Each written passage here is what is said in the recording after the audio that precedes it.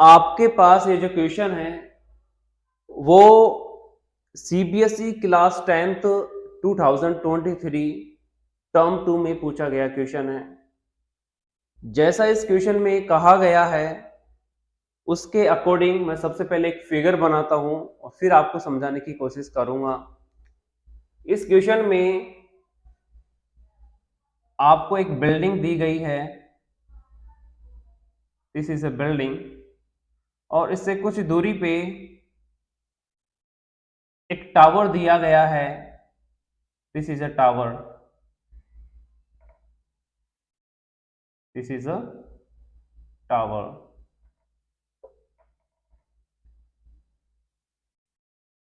और फिर आपसे बोला गया है this is a building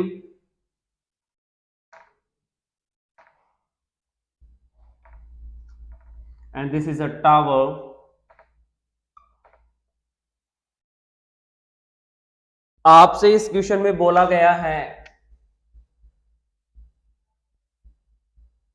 that the angle of elevation of the top of a building from the foot of the tower, इस टावर के फुट से इस बिल्डिंग के टॉप का angle of elevation, this is the angle of elevation. इस tower के foot से इस बिल्डिंग के टॉप का angle of elevation, this is the angle of elevation, and that is 30 degree, this is 30 degree, this is 30 degree. और आगे बोला गया है the angle of elevation of the top of the tower from the foot of the building, इस building के foot से इस tower के टॉप का एंगल ऑफ एलिवेशन भी दिया गया है। इस बिल्डिंग के फुट से इस टावर के टॉप का angle of elevation, this is the angle of elevation, this is also given and that is 60 degree, this is 60 degree. आप इनको कुछ नेम दे सकते हैं, this is A B and this is C D. So A B is a building and C D is a tower and B D is the distance between them. आगे question में बोला गया है if the tower is 50 metre high, इस tower की जो height है, this height, this is given in the question and that is 50 metre. और आपसे पूछा गया है find the height of the building, आपसे इस बिल्डिंग की हाइट पूछी गई है, इस ए बी की वैल्यू आपसे पूछी गई है। तो सबसे पहले आप क्या करेंगे, आप इस बिल्डिंग की हाइट को लेट कर लें,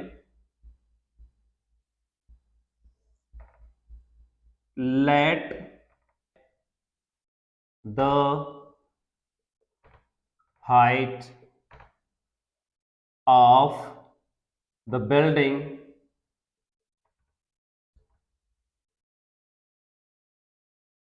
is equal to h, let the height of the building is equal to h।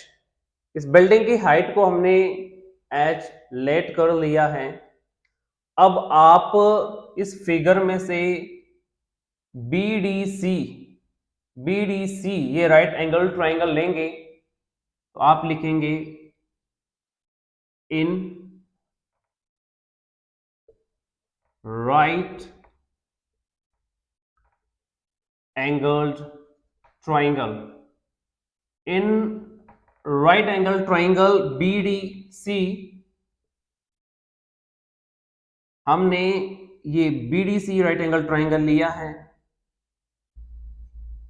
इसमें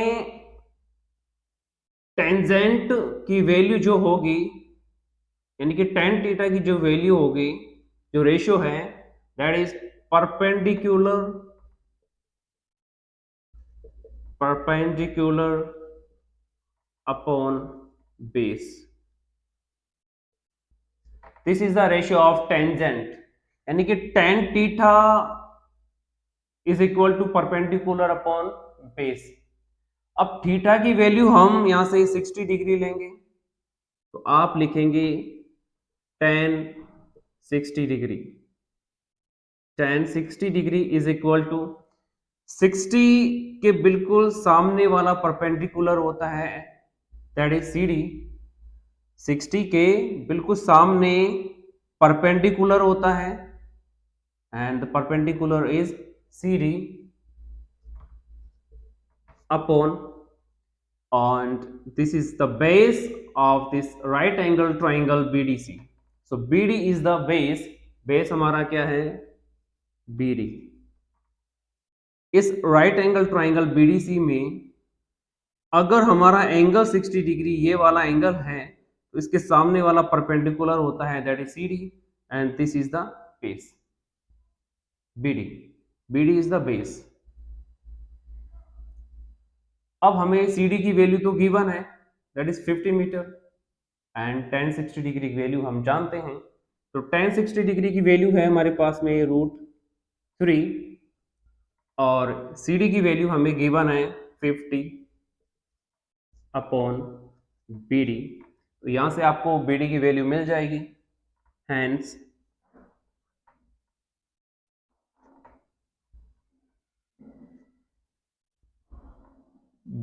BD is equal to, BD की वैल्यू कैसे आएगी, BD यहाँ पे आ जाएगा, क्रॉस मल्टीप्लाई करेंगे और √3 इसके अपॉन में चला जाएगा. तो BD की वैल्यू आपके पास में आ गई 50 अपॉन √3 मीटर. यहां से BD की वैल्यू हमारे पास में आ गई है, दिस इज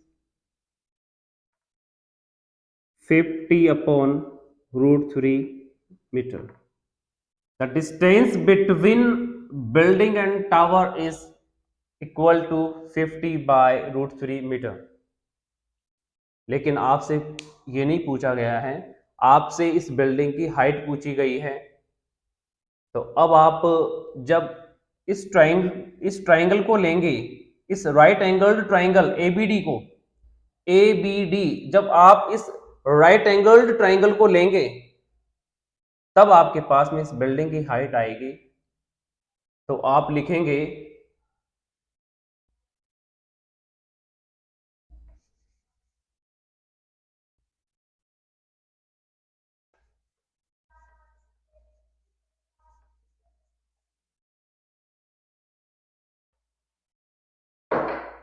अब आप यहां पे इस फिगर में राइट एंगल ट्राइंगल लेंगे ABD, तो आप लिखेंगे in right angled triangle ABD. अब हमारे पास में जो राइट एंगल ट्राइंगल है वो है ABD. यहां पे अगर हम टेंजेंट लिखेंगे, यानी कि आप यहां पे लिखेंगे tan pi, this is also equal to perpendicular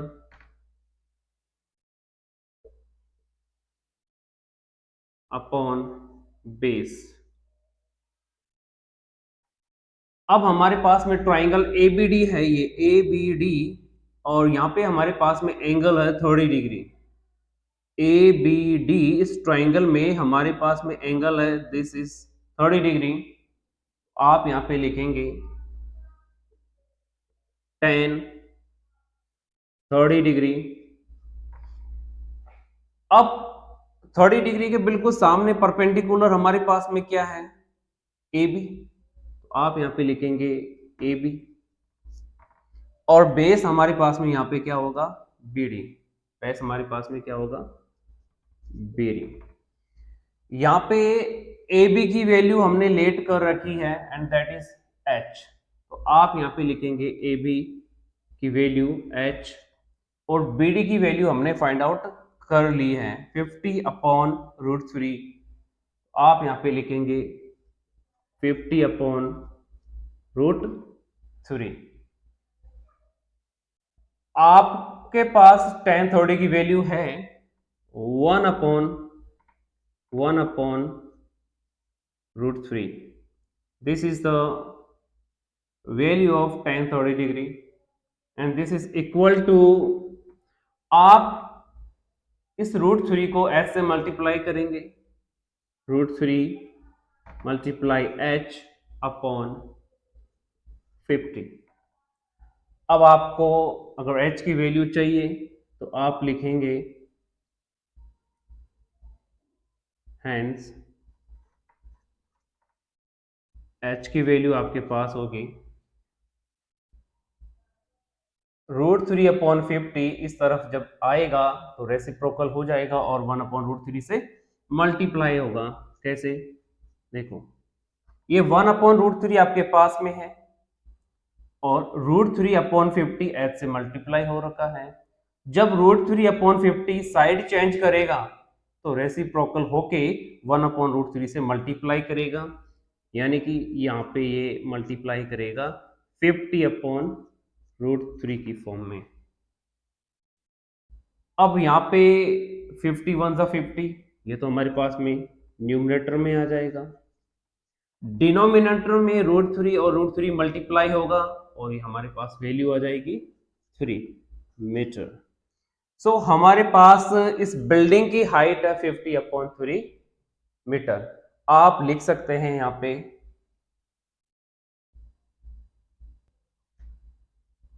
therefore the height of the building is equal to 50 upon 3 metre. अगर आप 50 को 3 से डिवाइड करेंगे, आप 50 को 3 से डिवाइड करेंगे, 3 1 सा 3, 3 6 सा 18, 3 6 सा 18, 3 6 सा 18 मीटर। तो अगर आप 50 को 3 से डिवाइड करेंगे तो फिर आपके पास वैल्यू आएगी 16.66 मीटर। तो हमारी इस बिल्डिंग की जो हाइट है दैट इज 50 अपॉन 3 मीटर, या फिर आप इसको लिख सकते हैं 16.66 metre. So this is the answer of this question, यानी कि this is the height of this building.